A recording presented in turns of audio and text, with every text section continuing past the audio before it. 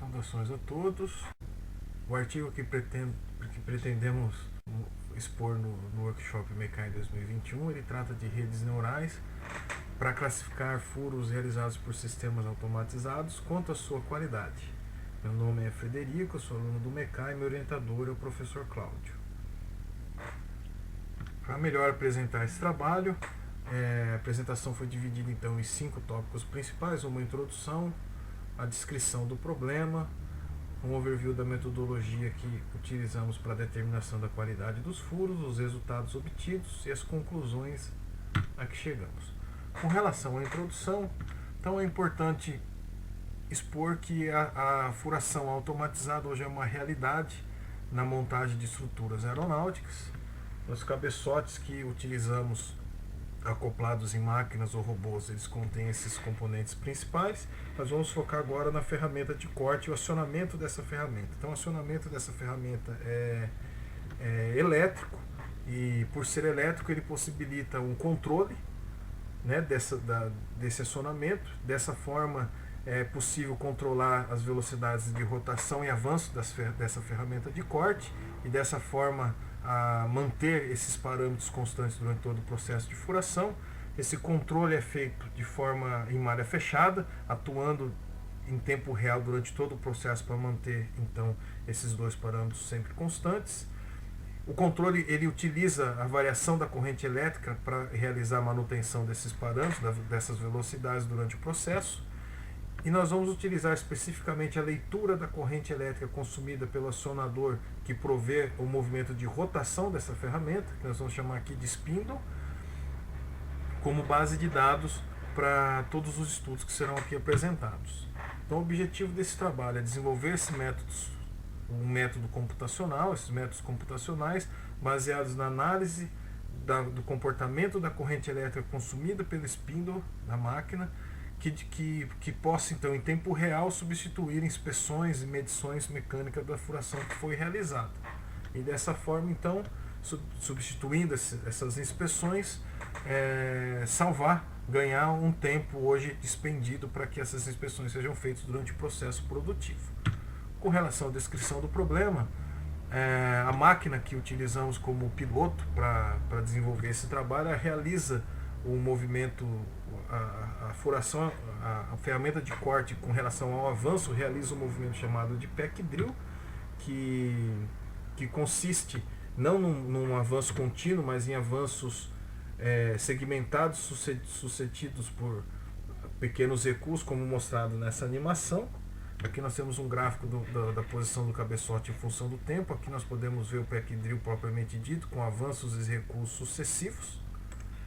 Basta então agora nós observarmos como a corrente elétrica se comporta juntamente com o pack drill. Como o pack drill tem os avanços e recuos sucessivos, a corrente elétrica vai se mostrar em forma de ondas. A metodologia então para a determinação da qualidade do furo. Para se garantir a qualidade do furo, a máquina, o cabeçote, ele por si só ele controla alguns parâmetros importantes para se garantir a qualidade da furação. Esses parâmetros principais são a correta localização do furo, perpendicularidade da furação e também, como já citamos, as velocidades de corte e de avanço. Então, todos esses parâmetros são garantidos pelo próprio cabeçote e, teoricamente, não precisaríamos nos preocupar com eles. Porém, existem fatores externos que podem afetar a qualidade, como, por exemplo, a correta fixação da junta para que o processo de furação aconteça, e o desgaste, por exemplo, das ferramentas de corte. Então, são esses fatores que pretende-se monitorar a não existência ou a ausência deles para que a garantia da qualidade seja confirmada. Então, a metodologia pretende-se identificar a existência desses fatores, mais especificamente a má fixação da junta em uma determinada região que está sendo furada, observando-se o padrão da corrente elétrica, determinando-se assim de forma qualitativa a perda de qualidade dos furos, caso o padrão se modifique. Dessa forma, implementaremos um comitê com 10 redes neurais multilayer perceptron com diferentes arquiteturas, treinadas a partir de um corpo de prova para que possa identificar, a partir de novos furos realizados e da leitura da corrente elétrica consumida pelo spindle, variações e classificar esses furos como furos bons ou ruins, e despendendo assim a necessidade de inspeção dos mesmos. Então, para isso, para simular e criar esse banco de treinamento, foi criado então um corpo de prova. O corpo de prova consiste numa região normal e uma região afetada por essa placa má fixada. Essa furação realizada sobre essa placa, essa região má fixada, ela contém, esses furos nos gerarão as ondas elétricas, né? O sinal referente a furos ruins, e os furos realizados na região normal nos trarão as ondas de referência de furos bons. Dessa forma foi criado o banco de dados de treinamento com 132 ondas referentes a furos bons e 111 a furos ruins. A partir do treinamento, várias redes multilayer perceptron foram treinadas, e as 10 arquiteturas das redes com os melhores eficiências no banco de treinamento foram então escolhidas para compor o comitê, ficando então 7 redes multilayer perceptron com 2 camadas escondidas e 3 redes com apenas uma, e essas são as quantidades de neurônios dessas redes que proporcionaram as melhores eficiências no banco de treinamento para compor o comitê. Então, o modelo de determinação da qualidade dos furos consiste num pré-processador que recebe o sinal e divide esse sinal em ondas, que são classificadas pelas 10 redes. O sinal, o resultado da classificação das 10 redes é processado pelo comitê, que gera a média dessa classificação, gerando uma classificação única onda a onda.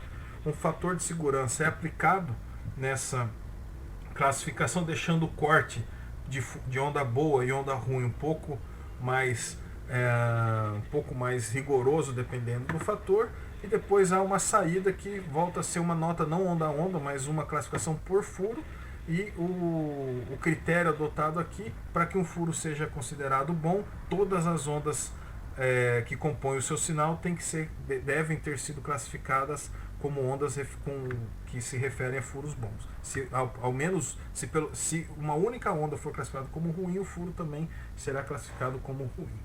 Então, com relação aos resultados, 60 furos foram realizados no produto real, todos foram aprovados mecanicamente, inspecionados fisicamente e foram aprovados, de forma que o comitê deveria ter aprovado também todos, porém 9 furos foram classificados como não normais por alguma das 10 redes, tendo esse resultado aqui. Uma das 10 redes classificaram esses furos aqui, tem o ID dos furos, como não normais. Porém, quando colocamos o comitê, só 2, o furo 23 e o 35, que continuaram sendo considerados não normais pelo comitê. Daí a importância de utilizar o comitê, aumentando a assertividade do problema como um todo e não apenas as redes individualmente.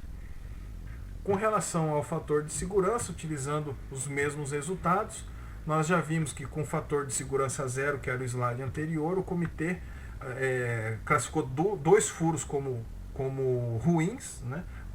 Que está incorreto com relação ao que já foi inspecionado fisicamente, apresentando então uma assertividade de 96,7%. Com o fator de 10 continuam sendo apenas os 2 mesmos furos. Com o fator de 15 já um outro furo ID número 7, entra como classificado como não bom, e depois com fatores maiores, mais furos entram, piorando a assertividade do método. Então escolheu-se considerar o fator de 0,15 como fator de segurança para esse método, e esse então é o resultado final com o fator de segurança escolhido para essa metodologia, mantendo então uma assertividade de 95%. Com relação às conclusões, essa eficácia de 95% com o fator de segurança de 0,15 se mostra satisfatória para que esse método continue a ser testado e estudado para aplicação contínua na linha de produção, e infelizmente não houveram furos ruins no produto real para se avaliar a capacidade do método a identificar o caso negativo. Então é isso que tínhamos para apresentar, e muito obrigado a todos pela atenção.